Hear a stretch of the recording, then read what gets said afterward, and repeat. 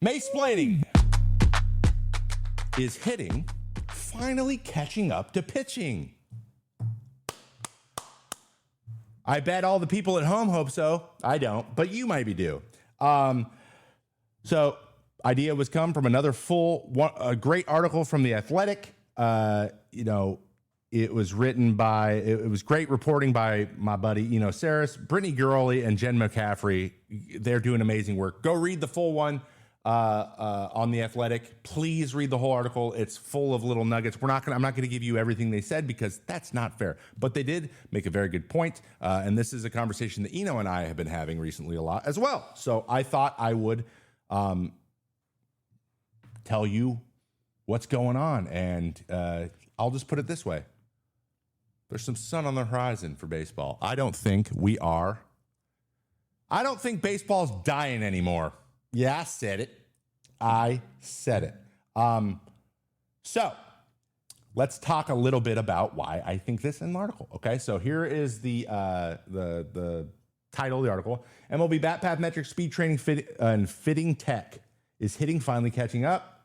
Go check it out. I believe The Athletic is on sale currently too. You can go check it out on the website. So shout out to them. So pitching has been at the forefront of the technology revolution for a long time. This is for at least 10 years. It's at least 10 years ahead of hitting. And I think that's pretty well known. Prime example of that is the fact that this offseason, the kick change, someone threw one in a game last year. It was like, oh, that was a weird grip. And then coming to spring training, there are dozens of guys who now throw that pitch. That is an indicator that pitching has gotten to a place where you can plug in does this work into the little like machine? And then it's like, yeah, it does. And you can just add it and you can go one day not having the pitch. 2 days later, you have the pitch in the game. Like that had never been possible before. You were just guessing before. Now we know whether or not something could be good or not quickly. And then it comes down to, can you throw it over the plate or can you throw it where you want to regularly? That's what it comes down to. Pitching is at that point, and arguably has been at that point for a couple years now, to where a pitcher can make two quick changes and be really, really good, really, really fast. We're seeing it all over the place, especially guys going from starting to relieving, and they're like, oh, I threw a new slider, and now it's the best pitch in the league. Like, that stuff happens. Hitting doesn't have that quite yet, but I believe they're on their way. And I want to tell you why. So here's why it's this way, though, okay? By its nature, pitching engages or is proactive, and hitting is reactionary. By definition, hitters are reacting to what a pitcher's doing. So it's logical to think that hitting is going to react to what pitching is doing in the development space. As pitchers get better, hitters figure out a way to counter those pitchers getting better. That's going to take a little bit longer than an at-bat takes. So, of course, this is happening, right? And we saw it. An example of that is the 3-outcome thing, okay? This was before they knew enough or had the technology, but 3 outcomes was a reaction to pitchers getting better. The homer, strikeout, walk was a couple things. One, the way to value those things was the most clear, so you could more actionable, more teams could get behind it. 2, it was harder to make contact. It just was. So hitters like, I want to get the most value out of the contact I do make. Also, we got juice balls around the same time that we didn't get because they're not really juiced. They were 100% juiced. It was done on purpose. That is not refutable anymore. So because that is the way that the game works, hitters have to find ways to determine find some sort of success. And that's why we saw that boring way the game was being played, because pitchers were hitting their potential and lots of hitters weren't. So they were just like, in this ecosystem, until we figure this out, how can we continue to compete? And that was by focusing on those 3 things. That period of time was not very long. I think people still, I still see people on the internet saying, 3 outcomes is ruining baseball. I'm like, it's not, we don't play 3-outcome baseball. We haven't since 2021. It's just for about 3 or 4 years. It has not been when's the last time you saw an opener? Exactly. The opener strategy is stupid. And that's why we don't do it anymore, because it didn't provide as much value as we thought it was. It was an experiment. Three outcomes was kind of an experiment as well. And now the hitters are able to put the bat on the ball more and like actually hit the ball on purpose. So we're moving back towards classic baseball. And I'm excited as a viewer. If I did like playing in the pitcher meta though. That was fun.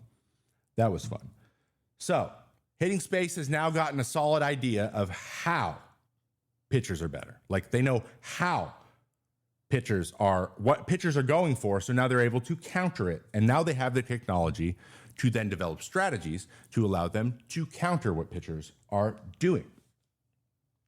So here's what's happening in the hitting space that is allowing them to catch up, okay? Bat speed. We now know how fast people are swinging. This was a new stat in 2023. We've always been able to get it, but now they're focusing on getting it. 1 year of getting bat speed, everyone's like, oh, bat speed is directly correlated with how hard you hit the ball and your ability to make contact. Maybe we should care about that. So now that we know about bat speed, they are developing ways to increase your bat speed, especially for those players that already hit the ball well, aka Tommy Edman. Tommy Edman has added, I believe, last time I checked, this was a couple weeks ago, was 2.5 miles an hour to his bat speed. That's a lot. Okay. If you're a person who doesn't strike out a lot already, if you just speed your bat up, you theoretically are supposed to be able to hit the ball harder. And he's got like 7 home runs. So I'd say it's working. Additionally,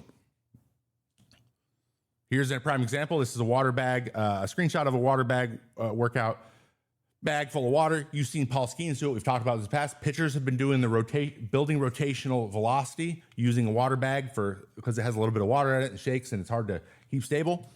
Hitters are doing it, and they figured out a way to get their rotational energy going up. Now, this seems obvious. I don't know why it took so long to do this, but now they can measure how fast that's going so they can see incremental improvement. The rise of virtual reality and simulation, right? We have Win Reality. Lots of guys, I don't know if major leaguers are using Win Reality specifically. That's what this brand is called, but something similar, something that's training your eyes to react more efficiently and better, basically. You want to train your ability to naturally react to higher velocities, different changes of pitches, whatever. This allows you to see pitches as you would see them in real life, almost exactly, including arm release.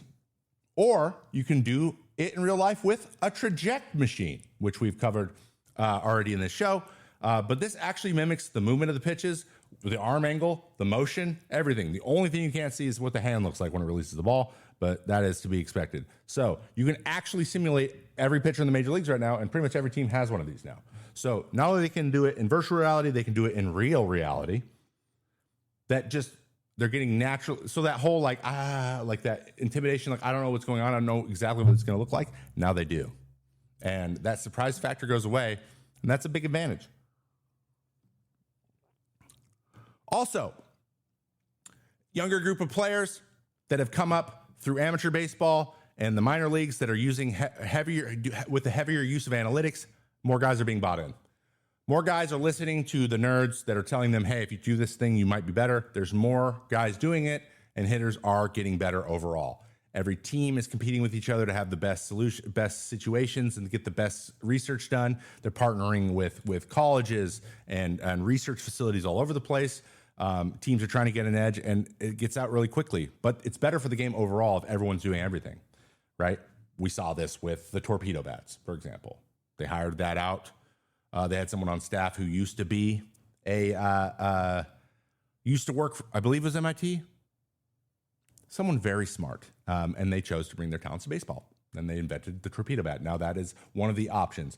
Speaking of torpedo bats, we have innovation and customization. We got a couple torpedo bats now.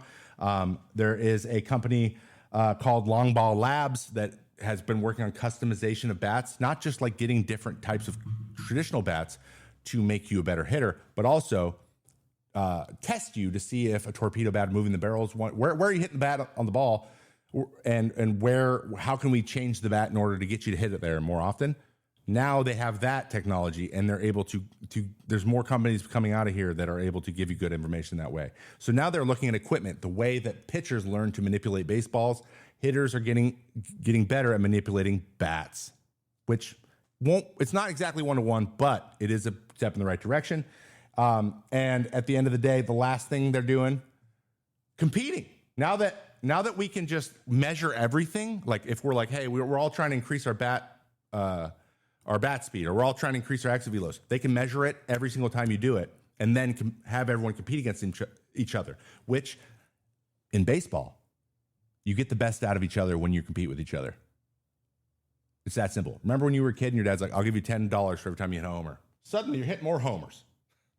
Added incentive makes working hard more fun. And I'll be honest, they hit so much that it used to just be a slog. And you're like, I don't know if I'm getting better. I don't know if this is making me better. Now you know exactly what you are doing to make yourself better. And you have actual data that can tell you, I am improving, which makes you keep doing it. Pitching has had that for 10 years. Hitting is now getting it.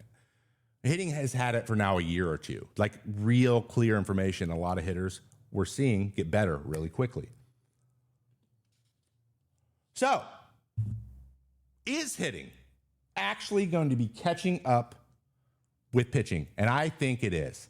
I think by its nature, this leveling of the playing field, these hitters at least, we want hitters to peak and we want pitchers to peak. We want to see peak pitchers against peak hitters. That is the best baseball we can possibly get. And I think we are now entering an era of baseball where we're going to get more and more of these matchups, and it's going to be a lot more fun to watch. On top of that, speedsters, base running, stolen bases, taking the extra base, doing the little stuff. I saw some bunting. We had the Phillies bunt last night with Rojas to try to safety squeeze in Real Muto. Didn't work, but they went for it. We would not have seen that in 2022. They wouldn't even tried it. They would have said, hey, try to hit a homer. Maybe not that either. But he would have just went up there swinging as hard as he could because that's what got you paid. Now guys are able to lean into the skill set that they have, and we don't have to worry about the Billy Hamiltons of the world getting pushed out of baseball because they can't hit the ball farther than 250 feet. You know? And that is a net positive. And now I will say this. I know that a lot of people are going to, maybe in the commissioner's office, will take credit for all the rule changes, though I do believe they have helped. I believe that the tech revolution joining the pitching with the hitters getting the tech revolution as well.